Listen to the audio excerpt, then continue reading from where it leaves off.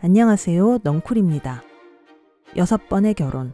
그중 2명의 부인을 죽인 헨리 8세. 부인과 잘 헤어진 경우도 있었습니다. 일단 마지막 부인인 캐서린 파는 헨리보다 오래 살았습니다. 아주 오래 산 건 아니고 헨리가 죽은 이듬해에 4번째 남편의 아이를 낳다가 죽었거든요. 헨리 8세는 그녀의 3번째 남편이었습니다. 헨리 때문에 죽지 않은 경우는 단 2명뿐이었어요.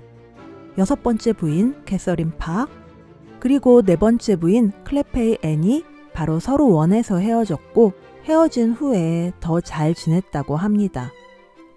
헨리가 죽어서 함께 잠든 부인은 3번째 부인 제인 시모어였습니다. 그녀를 특별하게 대한 이유는 사실 하나입니다. 아들을 낳아주었거든요. 그러나 제인은 아기를 낳자마자 산용열로 죽어버렸습니다. 엠블린을 죽이고 제인과 결혼한 지 겨우 1년 만이었습니다. 헨리 8세의 다음 결혼, 4번째 신부를 맞은 건 2년이 지난 뒤였습니다. 이번엔 오랜만에 정략 결혼을 하는 바람에 시간이 좀 오래 걸렸습니다. 헨리도 눈이 높았고 신부가 되겠다는 가문도 많지 않았어요. 앞선 새 아내에게 일어났던 여러 사건들 때문에 선뜻 나서는 사람들도 없었거든요. 캐서린을 쫓아내는데 앞장서서 왕의 신임을 얻었고 앤에게 날조된 죄를 뒤집어 씌워서 죽이는데 앞장서 왕의 신복이 된 토머스 크롬웰. 그가 이번엔 왕의 새 신부를 찾는데 앞장섰습니다.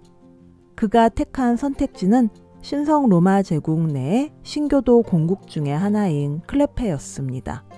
이 결혼이 신성 로마 제국의 황제 카를 5세에게 위협이 될 것으로 기대했습니다. 클레페 공국엔 미혼인 공주 2명이 있었습니다.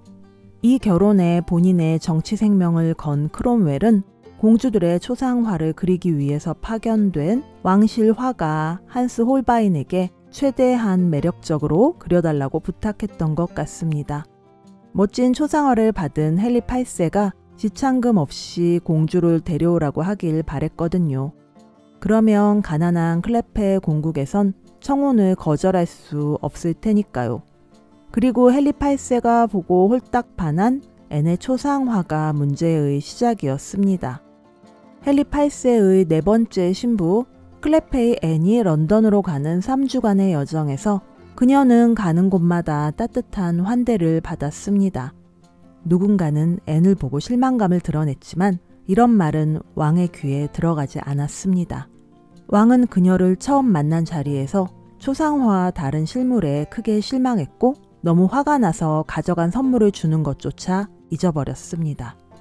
헨리 8세는 결혼을 추진한 크롬웰을 불러서 크게 혼냈고 해결 방안을 찾아보도록 했습니다.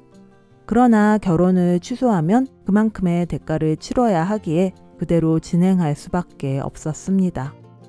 다행인 건 이 모든 혼란을 앤은 몰랐다는 거예요.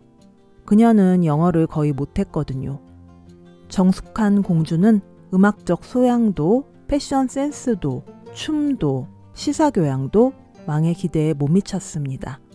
그리고 왕이 불만을 토로한 것 중에 신부의 채취에 관한 내용까지 있었습니다. 2 사람이 부부로 지낸 6개월 동안 부부관계도 전혀 없었다고 전해집니다. 그 짧은 결혼기간 동안 헨리가 한 일은 새 애인을 만든 거였습니다. 5번째 왕비가 될 캐서린 하워드였습니다. 이제 다음번 스텝은 혼인무효를 만드는 거죠. 혼인무효의 시작은 이 결혼을 추진했던 크롬웰의 숙청이었습니다. 죄목은 반역죄와 이단죄였어요. 크롬웰이 정적을 처단할 때 즐겨 쓰던 사유였습니다. 클레페에는 자기 앞에 닥친 부당한 이혼을 묵묵히 받아들였습니다. 헨리는 첫 번째 부인 캐서린과 달리 자신과의 헤어짐을 순응하는 앤에게 정말 고마워했습니다. 그 담례로 그녀에게 매년 연금을 주기로 약속했고 성과 영지를 양도해 줬습니다. 혼인무효 사유 중 제일 중요한 것은 초야를 치르지 않았다는 것이었습니다. 캐서린과 똑같죠? 헨리 8세는 전부인이 된 앤을 자신의 여동생으로 선언했고 추후 그녀가 결혼하고자 하면 혼인무효 사유를 입증해 주기로 약속도 했습니다. 앤은 오히려 이 상황을 좋아했던 것 같습니다.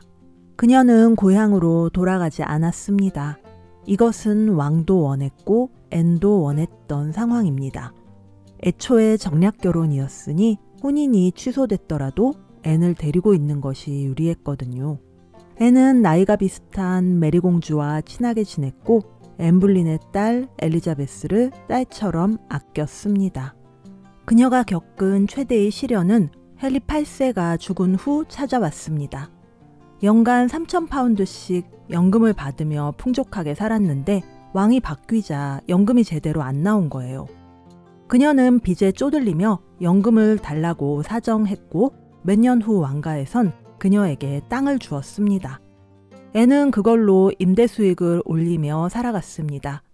연금보단 귀찮았겠지만 나쁘지는 않은 결말이었죠. 클레페의 앤은 성실하고 사치하지 않았으며 늘 왕가의 일원답게 처신했습니다. 클레페의 앤은 이후로 다시 결혼하지 않았고 헨리 8세의 모든 부인들 중 가장 오래 살았습니다. 헨리 8세의 뒤를 이은 소년 왕 에드워드 6세는 물론 6년 후에 메리의 대관식까지 참석했습니다. 헨리 8세의 부인들 중에서 유일하게 평온한 죽음을 맞았습니다. 42살에 좀 이른 나이긴 했지만요. 넝쿨은 클레페의 앤 이야기를 정리하며 첫 번째 부인 아라곤의 캐서린 생각이 많이 났습니다. 책넝쿨의 영상이 도움되셨다면 구독, 좋아요 꼭 눌러주세요. 여러분의 응원이 더 좋은 영상을 만드는 데 큰 힘이 됩니다. 넝쿨의 1분 명상을 클릭하시면 이어서 1분 명상을 하실 수 있습니다. 감사합니다.